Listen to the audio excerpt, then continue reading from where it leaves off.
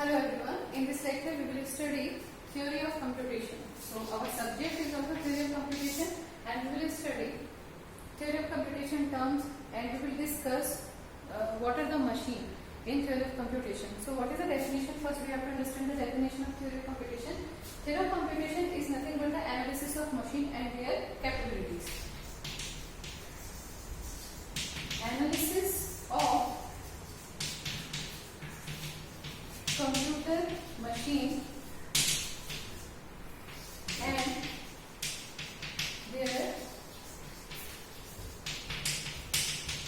capabilities. So this is the definition of theory of computation. Now we will study some small definition also in the subject that we will use frequently. Like first one is alphabet. What is alphabet? So alphabet is nothing but the non-empty set of symbols. Finite non-empty set of symbols.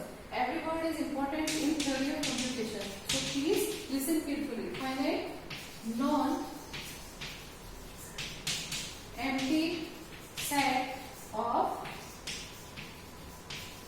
symbols. Finite non-empty set of symbols. And we will represent alphabet by using input symbol sigma. If you didn't write anything, if you don't write anything in the brackets, so that means this is a empty set.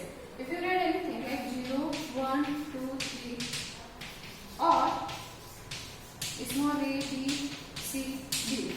So these are your alphabet. Alphabet can be 0, 1, 2, 3 or can be small a, b, c, d.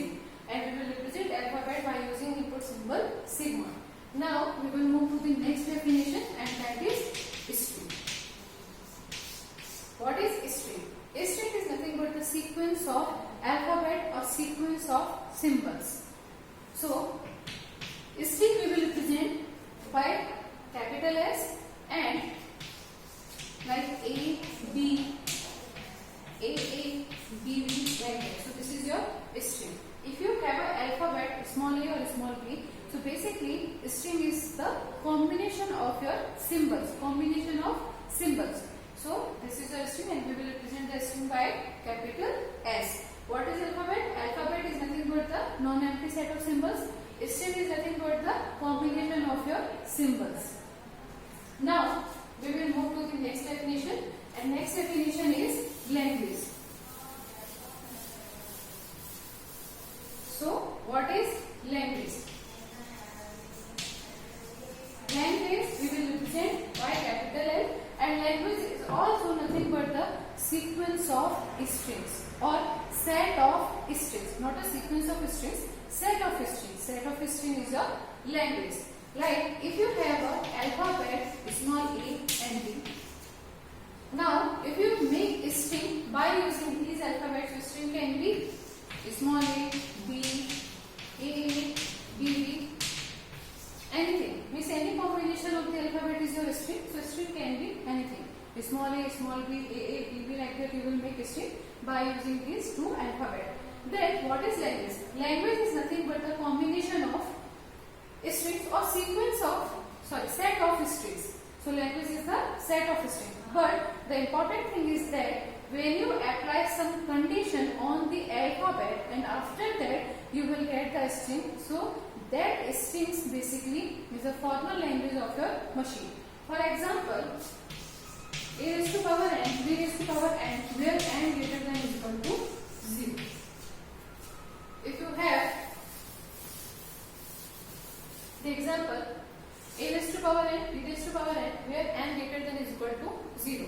So basically what you are doing here, you have two input symbol or two alphabet. So you will represent by like that. You will represent your alphabet by input symbol or by symbol sigma and you have two alphabet, small a and small b. Now you are using some condition. Basically you are applying some condition on this alphabet and what is the condition? N greater than or equal to 0 and concatenation form. A raised to power n, b raised to power n, where n greater than or equal to 0. So after applying this condition on your inputs and if you get the strings, so these strings are the formal language. So these strings are the formal language of your machine. So what strings you will get it? After applying the condition, you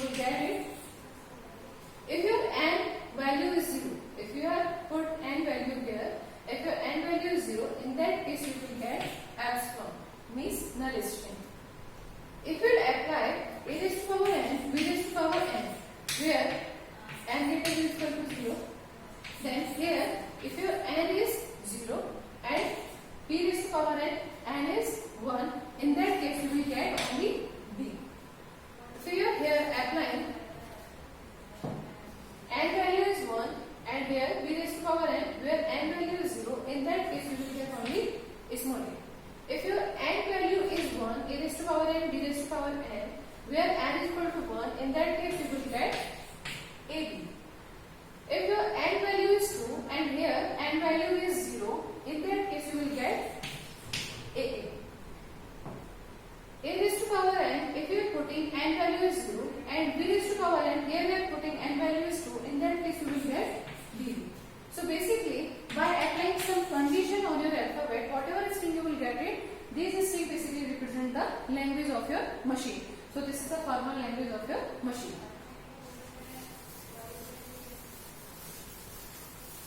Now we will discuss about the finite automata machine. So automata, what is the definition of automata? Automata is nothing but the machine where we are giving some input to that machine and machine will give answer by internal processing of the on the input variables. So automata is the machine. So basically you are giving some input to that machine and you are getting answer from that machine without human interaction. So this is the automata. And what is finite? Finite automata is nothing but the you have a finite set of strings or finite set of states or their conditions. Automata means you are giving input and you are getting output without human interaction. You are performing, you are giving some input and you will get some answer without human interaction. So this is your automata machine, right? And what is finite? Finite we are using for the finite number of states and finite number of conditions. So this finite automata basically we classify into two parts. First one is your language recognizer part.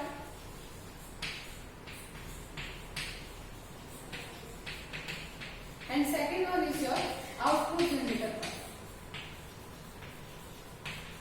In language recognizer part, you will study three machines: DFA, second one is NFA, and last one is epsilon NFA.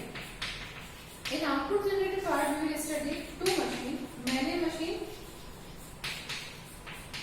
and second one is Moore machine.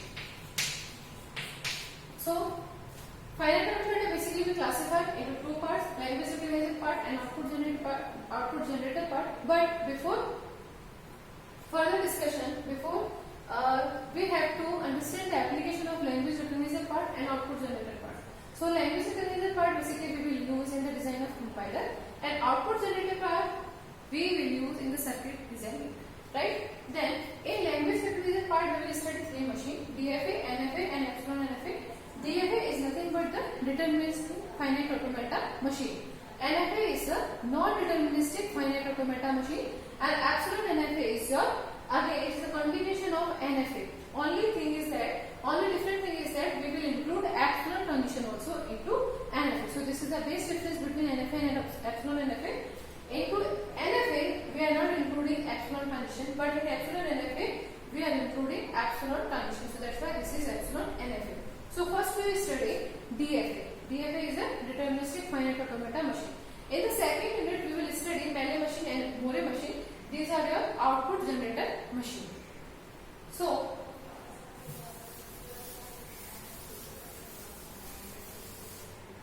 DFA is your deterministic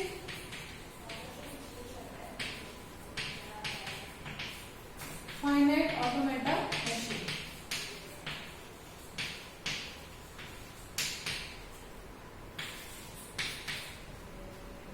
Deterministic finite automata machine means this machine have a finite number of states and finite number of transitions. So we will see the formal definition of this machine. In formal definition of this machine, we will use 5 tuples: capital Q, Q0, delta, sigma, capital F. Now we will discuss one by one these tuples. Capital Q. Capital Q is your set of states in your machine. Q0 represent the initial state.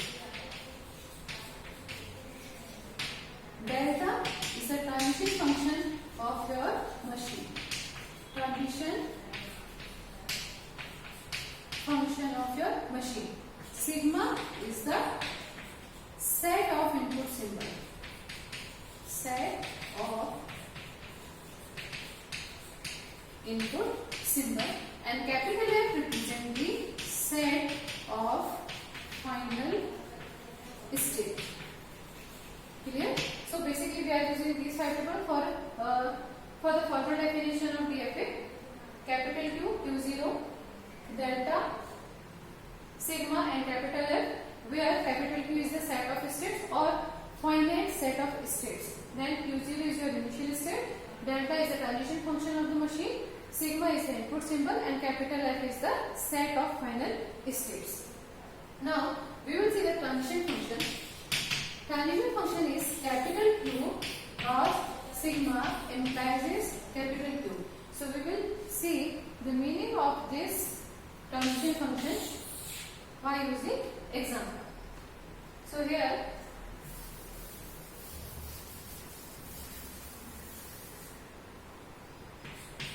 Q0 is small a, Q1,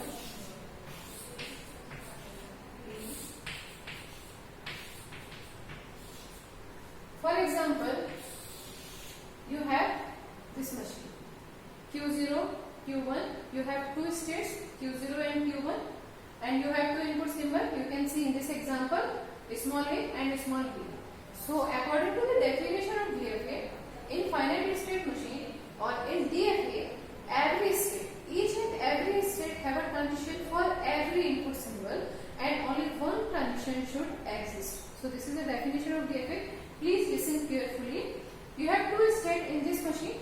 Maybe you have more states in another example. But according to the definition of DFA, each and every state have a transition for every input symbol and only one transition should exist. It means no multiple transition. So in that case, in this automata machine, if we understand the transition function of DFA, then what is the transition function of DFA? Capital Q cross sigma implies capital Q. So capital Q basically represents the set of states. In this machine you had two states, Q0 and Q1. So this is capital Q, right? According to that machine, you have two states, Q0 and Q1. Then capital Q basically represents two states, Q0 and Q1. Sigma, you have two input symbol. In this machine you can see you have two input symbol. You are using two input symbol for the transition purpose, small a and small b. So we will represent by using a symbol sigma and small a and small b. You have two input symbol. Now transition function. If we are talking about the transition function, then what is capital Q cross sigma implies Q? Means right now you are present on the state Q1 and from state Q1, Q0 to Q1, you are using input symbol A for the transition. Transition is movement. You are moving from one place to another place. For moving from Q0 to Q1, you are using input symbol A. So this is the transition function. We will compare capital Q. So here capital Q represent Q0.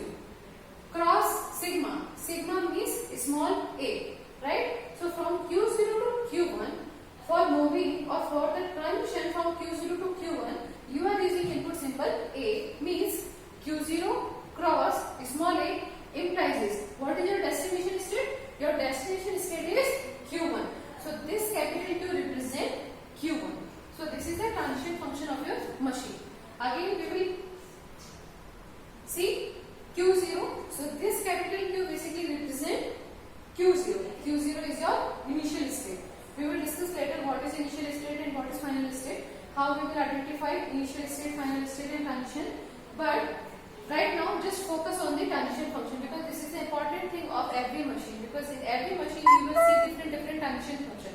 So delta basically represents the transition function. Capital Q cross sigma implies is capital Q. So capital Q basically represents state Q0 cross sigma. Sigma basically define small a and this capital Q define Q1. So right now you are present on the state Q0. You are using input symbol A to moving Q1 state. So this is the transition function of the DFA. From one state to another state, you are using the input symbol for the transition. So basically this thing we define by the transition function. Now after transition function, how you will define or how you will identify what is your initial state and and what is your final state. So in this diagram you can see if we are using this symbol, means arrow symbol, basically state we will represent by using the circle. So this circle basically represent the state. If you are attaching arrow with the state, so this structure basically define initial state. Now you can see this structure means double circle. So double circle basically define final state. Got it everyone?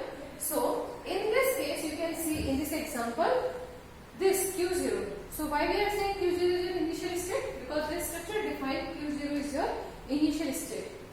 Q1, this is double circle state, so this is your final state.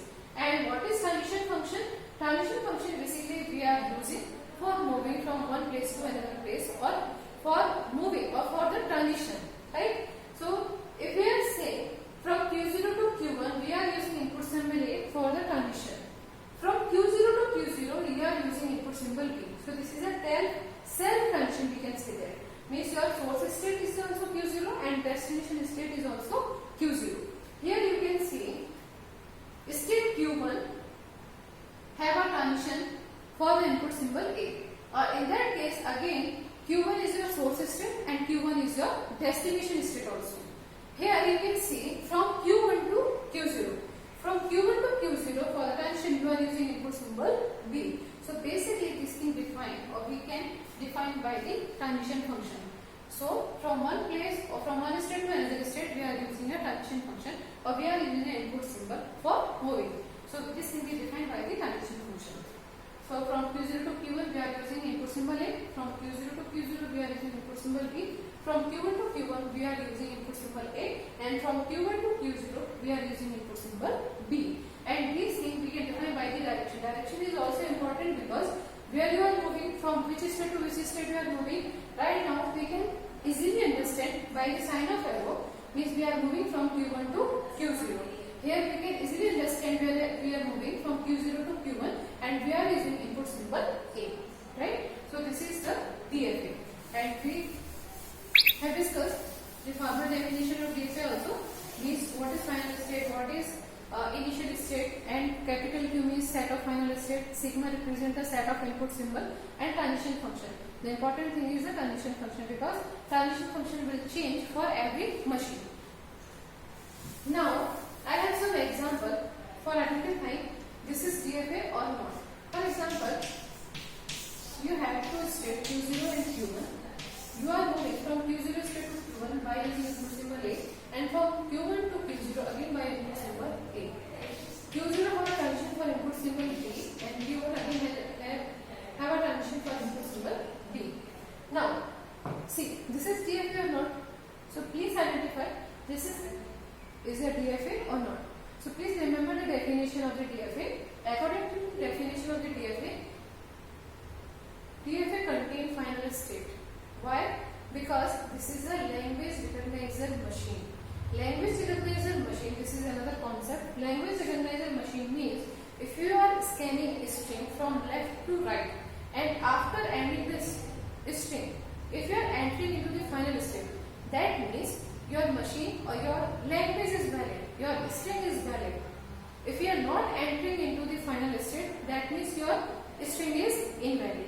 So by using the string validity, or by checking the string validity, we can identify this string is valid or not. So this is the language recognizer machine. These are the language recognizer where we are checking the validity of the string. So that's why we use final state, and this machine doesn't contain final state. That's why this is not DFA. So you have to make final state for the DFA. Now we will see another example. Q0, A, Q1, A, B, right. So this is a DFA or not?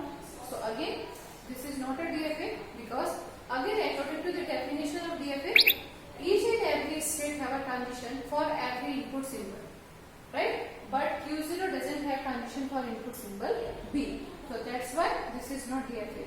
So we have to make transition for input symbol B.